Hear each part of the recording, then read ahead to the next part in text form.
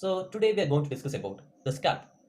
So as per definition, the soft tissues which covers the cranial vault is collectively called as scalp. It is a 5-layered structure. So first of all, let's see the extent of the scalp. So as you can see here in this diagram, so the first diagram, this is a skull. So the scalp extends like from this posterior, like here, to this anterior supraorbital margins. The anterior extent is the supraorbital margins, as you can see here. We can also say it as eyebrows. And posteriorly, it extends up to the external occipital protuberance and the superior nuchal line. And on either side, laterally, it extends up to the superior temporal line. So this is the lateral extent of the scalp. So I think now you have got a rough idea about the extent of scalp. Now, let's see the different layers of scalp. So as you can see in this diagram, the outermost layer is the skin, that's the first layer. And then the second layer of scalp is the connective tissue or the superficial fascia, or we can call it as superficial fascia. And the third layer, which is called as epicranial aponeurosis or the gala aponeurotica. So from this diagram, we can say that the superficial fascia or the connective tissue, it binds the skin with the epicranial aponeurosis, and it also provides a medium for the passage of different vessels and nerves. And the fourth layer, as you can see in this diagram, is the loose areolar tissue. You can see here the loose areolar space. Here some tissues are there, that is loose areolar tissue. And here emissary veins are also there. So because of that, this layer is commonly called as dangerous layer of scalp, because these emissary veins can transmit infections from the skin to the dural venous sinuses. That's why the loose areolar tissue is sometimes referred to as the dangerous area of scalp.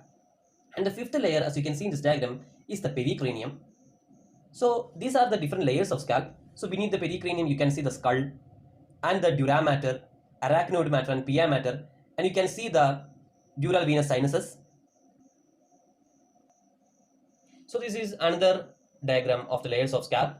So as you can see here, first layer is skin, second layer is the connective tissue or the superficial fascia, the third layer the aponeurosis, that is epicranial aponeurosis or the gala aponeurotica, the fourth layer which is the loose areolar tissue, and the fifth layer is the pericranium.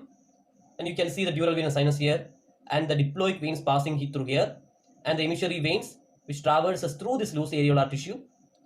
And the first three layers, that is skin, connective tissue and the epicranial aponeurosis, is sometimes referred to as the scalp proper or the surgical layers of scalp.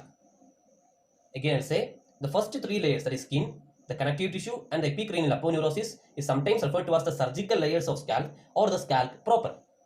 So now we need a mnemonic to remember these 5 layers of scalp. Again, it is much easy because from the name itself, from the name scalp itself, we can say the first layer, which is skin, you can see the S, then the connective tissue C. This A stands for the aponeurosis, and the L stands for the loose areolar tissue, and the P for pericranium. So from this word, the scalp, we can say the 5 layers of the scalp. Now let's talk about the blood supply and nerve supply of the scalp. First of all, we'll talk about the blood supply, the arterial supply of the scalp. In front of the auricle, you can see 3 arteries supplying to the scalp, and they are supratrochlear artery, supraorbital artery, and the superficial temporal artery. And behind the auricle, you can see the 2 arteries supplying, that is posterior auricular artery and the occipital artery. So, talking about the venous drainage, the veins accompany these arteries, so they have the similar names. So we will have a supratrochlear vein, supraorbital vein, superficial temporal vein, posterior auricular vein, and occipital vein. So now we have to discuss the fate of these veins. So as you can see here, the supratrochlear vein and supraorbital vein joins at the medial angle of the eye to form the angular vein, which again continues as the facial vein. The third vein, the superficial temporal vein, it joins with the maxillary vein to form the retromandibular vein, which again divides into anterior and posterior divisions, the anterior division of which joins with the facial vein to form the common facial vein, which finally drains into the internal jugular vein, whereas the posterior division joins with the posterior auricular vein to finally drains into the external jugular vein. The posterior auricular vein is the fourth vein, which is contributing to the venous drainage of scalp. And now you can see the occipital veins, which eventually drains to the suboccipital venous plexus. Now we have to discuss the nerve supply of the scalp. We have 10 nerves on each side. In front of auricle, 4 sensory nerves are there, 1 motor nerve is there. Behind the auricle, 4 sensory nerves are there, 1 motor nerve is there. Let's see each of those nerves in the diagram. So as I said before, there are 4 sensory nerves and 1 motor nerve in front of the auricle.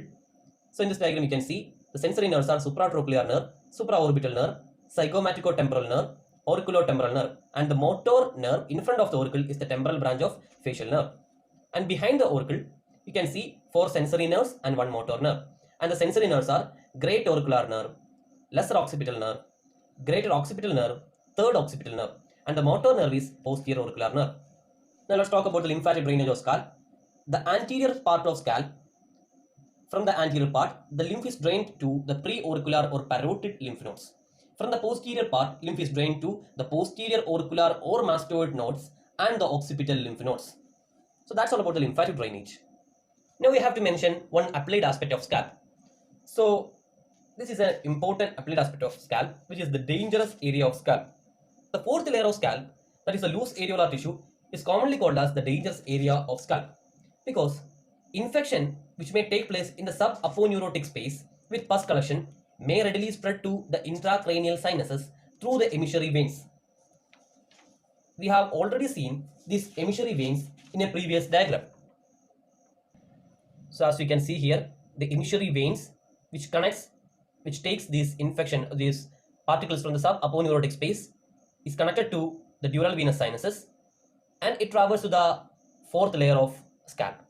That's why the loose areolar tissue is commonly called as the dangerous layer of scalp. So that concludes our topic of discussion.